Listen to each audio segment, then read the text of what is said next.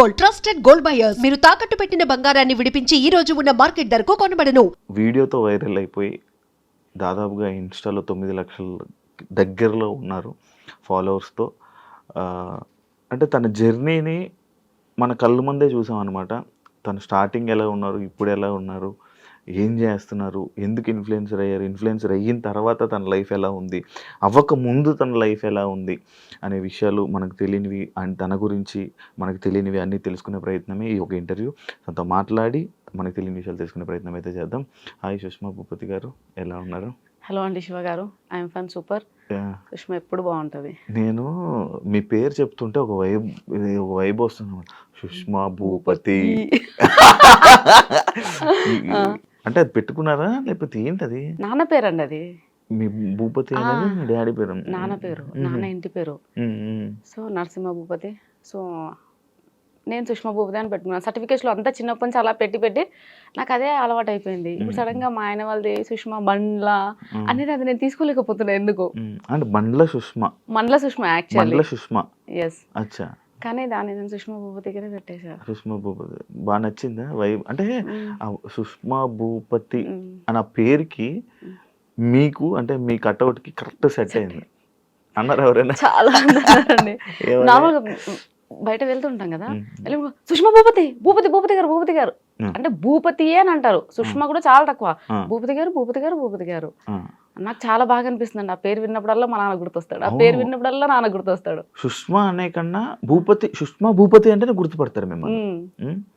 ఇన్స్టాలో అంటే influencer అవ్వకముందు, famous అవ్వకముందు Shiva ఒక చిన్న 1 మినిట్, ఎప్పుడు నువ్వే అడుగుతావా క్వశ్చన్స్?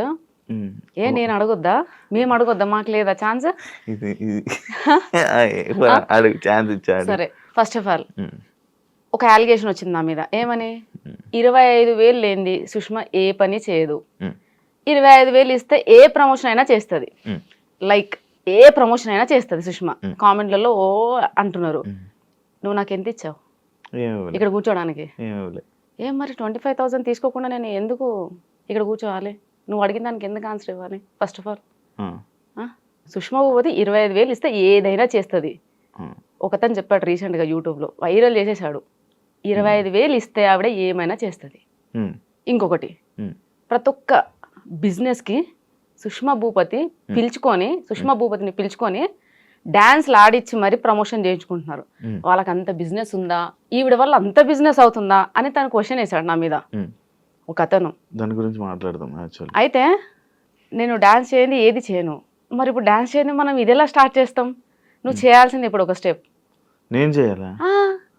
అక్కడ ఆల్రెడీ అంత వీడియోలు అంతా ఏం చెప్తున్నారు, ఆవిడ డాన్స్ చేయండి ఏ ప్రమోషన్ చేయదు, డాన్స్ చేయండి ఏమీ చేయదు, అండ్ డబ్బులు తీసుకుంది ఏమీ చేయదు అని ఆల్రెడీ అలిగేషన్స్ వస్తున్నాయి, కామెంట్స్ వస్తున్నాయి. అంటే ఇప్పుడు నేను డాన్స్ చేస్తే నాకు ఇంటర్వ్యూ ఇస్తారా? అవును, మరి నేను డాన్స్ చేయండి ఏది చేయనుగా. అలా ఎందుకు చేస్తాం? చేయాల్సిందే కపుల్ డాన్స్. ఇక్కడ కపుల్ డాన్స్ చేద్దాం. ఇప్పుడు చేయనా తర్వాత చేద్దాం? చేయాల్సిందే. తర్వాత చేద్దాం తప్పకుండా. ఓకే, లాస్ట్ లో చేద్దాం. లాస్ట్ లో తప్పకుండా చేద్దాం. నేను మాట ఇస్తున్నాను, మన ఇద్దరం ఆ రీల్ ని కొలాబరేషన్ లో కూడా అప్లోడ్ చేద్దాం.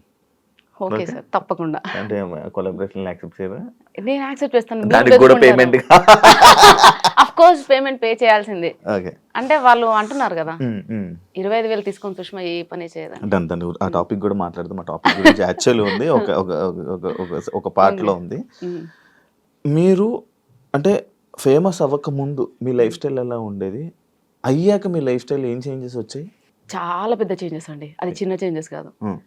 అసలు ఫేమస్ అవ్వకముందు నా పరిస్థితి నా సిచ్యుయేషన్ చాలా ఘోరంగా ఉండేది. హానెస్ట్గా చెప్తున్నాను, దాచిపెట్టుకోవడానికి ఏమీ లేదు. ఫైనాన్షియల్గా ఒక స్టేజ్ వరకు బాగానే ఉన్నాం. పాప పుట్టే వరకే తను వర్క్ నేను వర్క్ చేసుకునేవాళ్ళం. నేను పాప పుట్టాక నేను మానేశాను, టీచింగ్ మానేశాను, ఇంట్లో ఉన్నాను. సో మా హస్బెండ్ తెలిసి తెలియక కొన్ని కమిట్మెంట్స్ ఇవ్వడం వల్ల అంటే ఇట్లా రొటేషన్ అంటారు కదా ఫైనాన్షియల్గా, సో అందులో లాస్ అయిపోయి మొత్తం రోడ్డు మీదకి వచ్చేసాం. మొత్తం రోడ్డు మీదకి అంటే ఎలా అంటే తినడానికి బియ్యం కూడా లేవు. నాకు చాలా పెద్ద కాందాన్, మా ఇంట్లో అందరూ వెల్ సెటిల్డ్. 2 సంవత్సరాలు నేను అది ఫేస్ చేశాను. ఎవ్వరు తొంగి కూడా చూడలేదు మా ఇంటికి, ఎవ్వరు. సుష్మా ఎలా ఉంది, ఆమెకి 2 పిల్లలు, నాకు చిన్న బాబు, ఎవ్వరు చూడలే. మా బాబు ఈవెన్ చినిగిపోయిన షర్ట్తో స్కూల్కి వెళ్ళాడు. నేను ఇంకా మర్చిపోనా లైఫ్లో. ఆ స్టేజ్లో ఉన్నప్పుడు ఎవ్వరూ రాలేదు శివ. ఎందుకు ఎవ్వరు రాలే, పక్కింటి ఆవిడ దగ్గర రేషన్ బియ్యం అడుక్కొని మేము పెట్టాం. అప్పుడు మా హస్బెండ్ జాబ్ చేయట్లేదని కాదు, పాపం ఒక్కరోజు కూడా బంక్ కూడా కొట్టాడు, రెగ్యులర్ గా వెళ్తాడు. కానీ ఏంటంటే అది ఆటో డెబిట్ వల్ల శాలరీ పడగానే ఆటో డెబిట్, రెంట్ ఎలా పే చేస్తాం, రేషన్, ఇవి రెండైతే కంపల్సరీ కదా. ఒక మనిషికి ఫుడ్ అండ్ షెల్టర్ అది చాలా నీడ్, కంపల్సరీగా అది అది ఎలా తెస్తాం.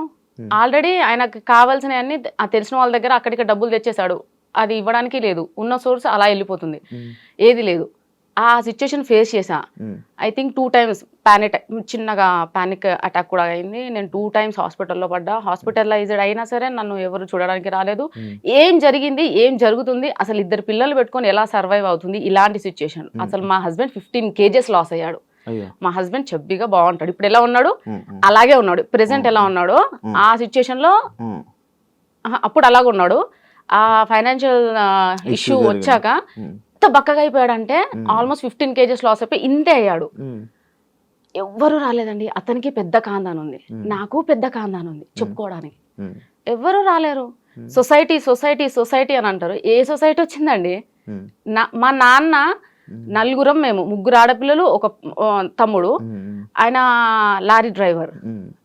నేను పుట్టి ఇప్పుడు 32 years అవుతుందా, మా నాన్న ఒక్కరోజు రెస్ట్ తీసుకోగా నేను చూడలే, కష్టపడుతూనే ఉంటాడు. ఆయన కూడా మాకు ఇప్పటివరకు రేషన్ బియ్యం తెలియదు, మా ఇంట్లో మాకు చికెన్ తెలియదు.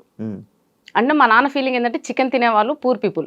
మా మటనే మా ఇంట్లో, mutton chutney, mutton curry, types of pickles అంత బాగా చూసుకున్నాడు. ఆడపిల్లలు కూడా మళ్ళీ అందరం కాన్వెంట్లోనే, పెద్దక్క చిన్నక్క గవర్నమెంట్ ఎంప్లాయీస్, వాళ్ళని మంచిగా చదివించాడు. మేము కాన్వెంట్, నాగార్జున గ్రూప్ స్కూల్స్, నేను పుట్టింది పెరిగింది అంతా వనస్థలిపురం, అంత బాగా చూసుకున్నా. మా నాన్నే మాకు రేషన్ బియ్యం పెట్టలే, ఏదో సిచ్యుయేషన్ వచ్చింది, కానీ నేను మా పిల్లలకు పెట్టానండి, మర్చిపోలేదు. ఆ సిచ్యుయేషన్లో అనిపించింది, what is family, what is society, who are called neighbours, neighbours ఎవరు, సొసైటీ ఏంటి, అసలు ఏంటి నాకేం అర్థం కాలే. నేను చిన్న పిల్లనండి. ఇప్పుడు కొంచెం ప్రతిరోజు ఒక్కొక్క ప్లేస్కి తిరుగుతున్నా, చాలా మంది ఇన్ఫ్లుయెన్సర్స్తో ట్రావెల్ చేస్తున్నా, చాలా మంది మాట్లాడితే వింటున్నా, కాబట్టి నాకు తెలిసింది. ఇక్కడ కూడా నీ ముందు కూర్చొని ఏం మాట్లాడాలో నాకు నిజంగా తెలియదు Shiva. Such an innocent fellow నేనైతే. అండ్ ఇప్పటికి నేను కిడ్, ఇప్పటికి నాకు తినిపిస్తేనే తింటా, అంత వరస్ట్ క్యాండిడేట్ నేను. మా ఆయన కూడా ఇప్పటికీ మా పాపని ఎలా చూసుకుంటాడో నన్ను అలా చూసుకుంటాడు. అలాంటిది నేను ఒక డిప్రెషన్కి వెళ్ళిపోయినా, కంప్లీట్గా డిప్రెషన్. నా లైఫ్ అయిపోయింది. అంటే రోడ్ మీద పడ్డాం, ఫైనాన్షియల్గా మొత్తం పోయింది, మా ఆయనకు వచ్చిందంతా పోతుంది, ఎవ్వరు రావట్లేరు, తినడానికి తిండి లేదు, ఏం లైఫ్ ఇది, దేనికోసం బతకాలి అంటే ఇవి వచ్చేస్తున్నాయి ఇంకా థాట్. దాని తర్వాత మెల్లగా నా దగ్గర మా నాన్న నాకు పెళ్ళికి పెట్టిన గోల్డ్ ఉంటుంది కదండి, సో ఆ గోల్డ్ అదంతా అమ్మేసేసి మా ఆయనకున్న చిన్న చిన్న అప్పులు తీసేసి మా ఆయన బ్యాంక్ అకౌంట్ చేంజ్ చేయించుకున్నాక మళ్ళీ శాలరీ పడింది. సో మెల్లమెల్లగా తిండికి నెక్స్ట్ ఈ షెల్టర్ కి ఇబ్బంది లేదు, అక్కడ వరకు వచ్చేసింది. అక్కడికి ఎవరు రాలేరు ఇంకా. దాని తర్వాత నేను చిన్నగా స్కూల్లో ఇంటి ఎదురుగానే, అంటే పాప చిన్నగా ఉంది కదండి, 2 years బేబీని తీసుకొని జాబ్కి వెళ్ళలేము, పాపని చూసుకునే వాళ్ళు ఎవరు లేరు. దాని తర్వాత ఇంటి ఎదురుగానే నర్సరీ, LKG UKG ఉంది. సో ఆ స్కూల్కి వెళ్ళి 12:30 వరకు పాపని తీసుకొని వెళ్ళే పర్మిషన్ ఉంది, వెళ్ళి తీసుకొని రావడం. సో అలా అవి చేస్తూ టిక్టాక్ వీడియోస్ చేసేదాన్ని, టైం పాస్. టిక్టాక్ నుంచి చాలా ఫేమస్ నేను, బేసిక్ ఎవరు గుర్తుపట్టరులే, అక్కడ లావుగా బాగా చెబ్బిగా ఉన్నాను. అయితే టిక్టాక్ వీడియో స్టార్ట్ చేసా. దాని తర్వాత టిక్టాక్ పోయింది. ఇక నెక్స్ట్ జాబ్ చేద్దామని నెక్స్ట్ స్టెప్ వేస్తున్నా. ఇన్స్టాగ్రామ్ వచ్చింది. ఇన్స్టాగ్రామ్ వచ్చాక చాలా మందిని చూస్తూ అరే నేను చేయొద్దా.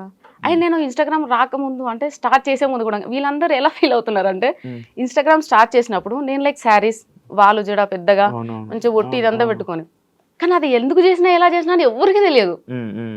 అది అన్ఎక్స్పెక్టెడ్ ఆ వీడియో, అన్ఎక్స్పెక్టెడ్. ఏదో పండగ వినాయక చవితి కదా, వినాయక చవితి కదా. సో ఇప్పుడు ఎవరైనా ఒక బిజినెస్ చేసే ముందు ఏం ఆలోచిస్తారు శివ? దాని ఏం చేస్తే మనకు లాభం వస్తుంది, ఏం చేస్తే నెంబర్ 1లో ఉంటాం, ఏం చేస్తే మనది ప్రోడక్ట్ కానీ వాట్ ఎవర్ ఇట్ ఈస్ జనాలలోకి పోతుంది. సో అది సింపుల్ థింగ్. నేను బిఫోర్ ఇన్స్టా స్టార్ట్ చేసే ముందు చూస్తూనే ఉన్నా, 1 week నుంచి కంటిన్యూస్గా ఎవ్వరు కానీ శారీలో మంచి అంటే పెద్ద జడలో అట్లా ఎవ్వరు లేరు, వీడియో చేసిన లేరు, ఎవ్వరు లేరు. నేను చూసిన. సో నాకేంటంటే ఏదైనా స్టార్ట్ చేస్తే మెల్లమెల్లగా అట్లా నాకు నచ్చదు. చేసామా డెఫినెట్గా పర్ఫెక్షన్ ఉండాలి, మనం దేనికోసం చేస్తున్నామో అది రావాలి. సో నేను అట్లా ప్లాన్ చేసుకొని సేమ్ నేను శారీస్లో అలా ముందుకు వచ్చాను శారీస్ ఫాలో చేయడం. సో వీళ్ళందరూ ఏమనుకుంటున్నారంటే నేను ఆ శారీలో ఆ జుట్టు వేసుకొని అలా రీల్ చేసేసరికి అదే నా ఒరిజినాలిటీ అని అనుకుంటున్నారు. అంటే ఫస్ట్ ఇంప్రెషన్ Best impression. అందులోనే అందరూ అదే ఫిక్స్ అయిపోయి ఉంటారు కదా. ఒకరు అదే ఫిక్స్ అయిపోయారు. మిమ్మల్ని చూసినప్పుడు నేను కూడా అదే ఫిక్స్ అయ్యాను బేసిక్గా. అమ్మా అంటే లైక్ వద్దులేండి కానీ బాగుండే వాళ్ళు చూసిన కానీ చాలా మంది అబ్బాయిలు అట్రాక్ట్ అయ్యారు. మీ 10 మిలియన్లో నాకు తెలిసి ఒక 9 మిలియన్ అబ్బాయిలు చూసుంటారు. అందులో నేను ఒకటి. శివ. సో అలా కానీ నేనేం చెప్తున్నానంటే ఇప్పుడు నా డ్రెస్సింగ్ స్టైల్ చేంజ్ అయింది, హెయిర్ స్టైల్ చేంజ్ అయింది అనే చాలా వరకు కామెంట్స్, దాని గురించి మాట్లాడదా. ప్రెషర్ అంతా దాని గురించే. ఓకే, నువ్వేమో టాపిక్ తీసావు మళ్ళీ కూడా. నేను చేస్తాను. అయితే సడన్ గా అన్ఎక్స్పెక్టెడ్ గా వీడియో రీల్ చేశారు, వైరల్ అయిపోయారు. మీ హస్బెండ్, మీ అమ్మగారు, మీ అత్తగారు వాళ్ళ రియాక్షన్ ఏంటి వైరల్ అయిపోయాక? వైరల్ అవ్వక ముందు ఏం జరిగిందో చెప్తాను శివ. వైరల్ అయ్యాక ఎవ్రీబడి సేస్ వెరీ గుడ్, మా పాప షీఈస్ మై డాటర్. అవ్వక ముందు మా అమ్మ, మా అక్కలు బీఈడి కంప్లీట్ చేసావు, చదివే, టెట్ రాయి, జాబ్ వస్తుంది, అక్క వాళ్ళ ఇద్దరికి వచ్చేసింది, నీకు రావాలి, నీకు వస్తుంది. అది మా అమ్మ గోల్. 3 గవర్నమెంట్ జాబులు కొట్టాలా, ఆడపిల్లల తల ఎత్తుకొని ఉండాలి, ఎవరి మీద డిపెండ్ అవ్వకూడదు, గవర్నమెంట్ ఎంప్లాయీస్ అయితే మీ సోర్స్ మీకు ఉంటుంది. అమ్మ బాగా ఇవే చదువు అంటే పిచ్చి. సో ఆమెకున్న ఎక్కువ చదువు పిచ్చి వల్లే నాకు చదువు మీద ఇంట్రెస్ట్ పోయింది నిజం చెప్పాలంటే. అంటే రుద్దడం, ఊరికి చదువు, ట్యూషను, రావాలి తినాలి పడుకోవాలి ఇంతే. సో దానివల్ల అంటే ఇది వైరల్ అవ్వక ముందు ఏంటంటే ఇంట్లో ప్రెషరు, ఏమని ఎగ్జామ్స్ రాయి, చదువు. వైరల్ అయ్యాక సర్లే ఏదన్నా చెయ్యి, ఊరికే ఖాళీ కూర్చోకుండా ఆ బద్ధకమన్న పోయిద్ది, నీ ఏదో ఒక పని అయితే చేస్తున్నావు కదా ఊరికే కూర్చోకుండా. సో అక్కడ వరకు వచ్చారు. ఇంట్లో వాళ్ళు ఇంకా ఆబ్వియస్ గా, అంటే ఎప్పుడైతే మనీ జనరేట్ అవుతుందో అప్పటి నుంచి ఎంకరేజ్మెంట్ స్టార్ట్ అయింది. అంతకు ముందు అవసరమా, ఎందుకు, ఏం చేయడానికి, బుద్ధిగా చదువుకోవచ్చు కదా, ఇంత కష్టపడి చదివించాడు మీ నాన్న, అంత కష్టపడి దేనికోసం అంటే ప్రతిదానికి ఇంకా నాన్ననే, నాన్న ఇంత కష్టపడ్డాడు దేనికోసం, నాన్న ఇంత కష్టపడ్డాడు. సో నాన్న కూడా చెప్పాడు, చదివేదో చదివితే నీకు యాక్టివ్ అంటే ఇష్టం కదా, అది ఇప్పిస్తా, నీకు ఇది ఇప్పిస్తా. నాన్న ఎరేసేవాడు, నువ్వు ఎన్ని చెప్పు నాన్న, నాకు అంత ఇంట్రెస్ట్ లేదు, సో నేను ఏం చేయాలనుకుంటున్నా అదే చేస్తా, ప్లీజ్ నన్ను ప్రెషర్ ఫోర్స్ చేయకుండా అని మా నాన్నకి చెప్పాను. సార్ మా నాన్న లైట్ తీసుకున్నాడు. దాని తర్వాత ఎప్పుడైతే మనకి ఇన్స్టాగ్రామ్ నుంచి ఇన్కమ్ జనరేట్ అయిందో ఎవ్రీబడి షట్ దేర్ మౌత్, అందే నోరు మూసుకున్నారు, స్టార్ట్ చేశారు. మంచిగా చేస్తున్నావు, చెయ్యి. అక్కడి నుంచి సపోర్ట్ వచ్చింది. మంచి ఎంకరేజ్ చేశారు. మీ హస్బెండ్ కూడా ఎంకరేజ్ చేశారు? అవునండి. అంటే మామూలుగా వైఫ్స్ని కానీ లేకపోతే ఇంట్లో వాళ్ళ ఆడపిల్లల్ని సోషల్ మీడియాలో ఇలా రీల్స్ చేస్తారంటే చాలామంది అబ్బాయిలు రిస్ట్రిక్షన్స్ పెట్టడం, ఎందుకు ఇవన్నీ చేయడం, ఎందుకు మనం అందరూ చూడడం, మనం ఇలా తీసుకుని వెళ్ళిపోదాం కదా జర్నీ అని అంటుంటారు కదా. అలాంటి మాటలు రాలేదా మీకు? ఇప్పటి వరకు అనలేడండి. ఎవరు అనలేదు? ఇప్పటి వరకు అనలేరు. ఎంకరేజ్ అంటే మిమ్మల్ని సపోర్ట్ గా ఉన్నారు అయితే బాగా? Full support. అంటే ఆయన ఫేస్ చేసి వచ్చిన కొన్ని సిచ్యుయేషన్స్ అట్లా మార్చినేమో నేను అనుకుంటానండి. ఎందుకంటే తను ఒక రోజు, తనకు తెలుసు, ఈ వీడియో చూస్తాడు కదా కంపల్సరీ, తనకు తెలుసు ఒక రోజు నడి రోడ్డు మీద పడ్డాడు, ఇద్దరు పిల్లలు, ఒక పిల్లం, నడి రోడ్డు మీద పడ్డాడు. ఎవరు వాళ్ళకి ఫుడ్ ఎవరు పెట్టారు ఆ రోజు? ఒకవేళ పక్కింటి ఆవిడ అదే బియ్యం దానం చేయకపోతే ఆ పరిస్థితి ఏంది ఆ రోజు? అంటే మేము ఆ రోజులు గుర్తున్నాయి కాబట్టి ఏమో మరి ఏంటో నాకు తెలియదండి. మా హస్బెండ్ అయితే ఇప్పటి వరకు ఇది ఎందుకు, ఇలా ఎందుకు.